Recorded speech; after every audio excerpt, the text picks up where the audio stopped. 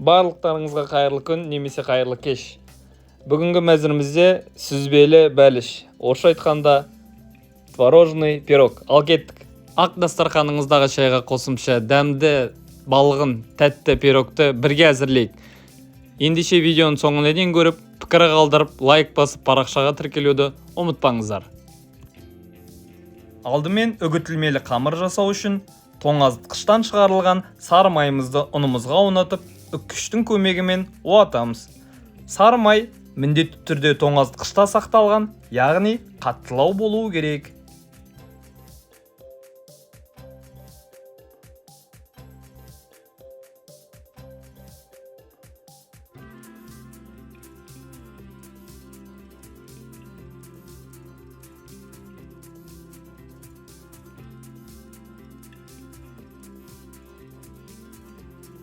Содан соң ұнымызға қантымызды қосып, видеода көрсетілгендей қолымызбен үгітіп шығамыз.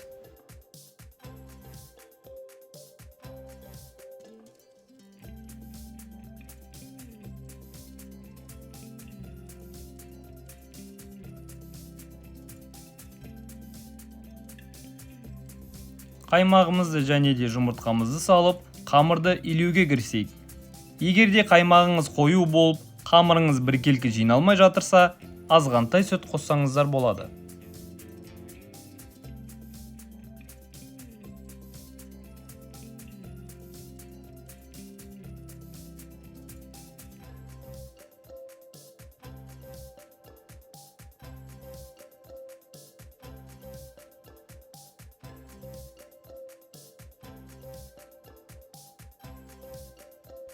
Енді дайын болған қамырымызды салафанға орап, тоңазытқышта 1 сағатқа жуық сақтаймыз.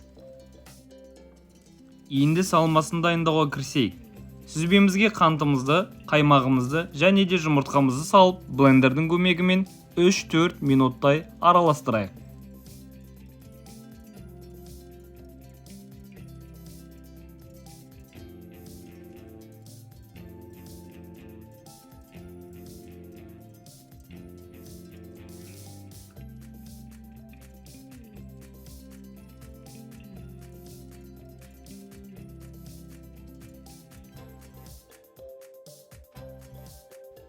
Жабысқақ қамырымыз дайын болған соң, оқтауымызға қамыр жабыспау үшін азғантай ұн себеміз. Қамырымызды биікке бөліп, бір жартысын оқтаумен жазайық. Кейін ыдысымызға салып, пирогтың формасын жасап аламыз.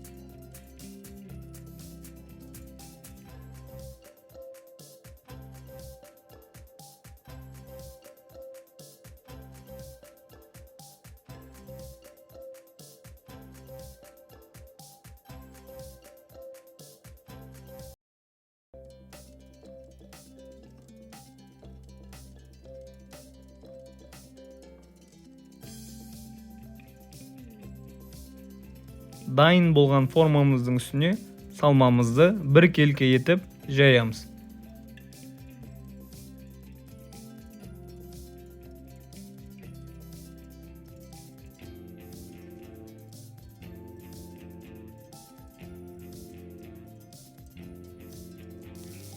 Пирогтың бетін сәндеу үшін екінші қамырымызды жаюға кірісейік. Қамырымызды ұзын жолақтарға кесіп шығайық. Сәндеудің үлгісі алуан түрлі болғандықтан өз ойыңызға қарай әртүрлі етіп жасап көрсеңіздер, мархабат.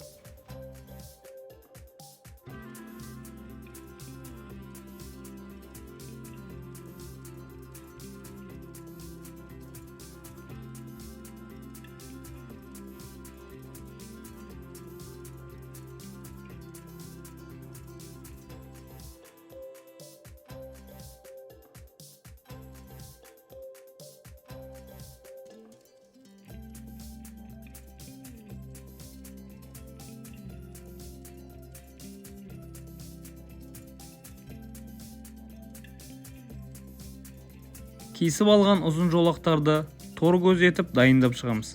Кейін пирогымызды алдын ала қызып тұрған пеште 180 градуста 45-50 минуттай бет қызарғанша пісіріп аламыз.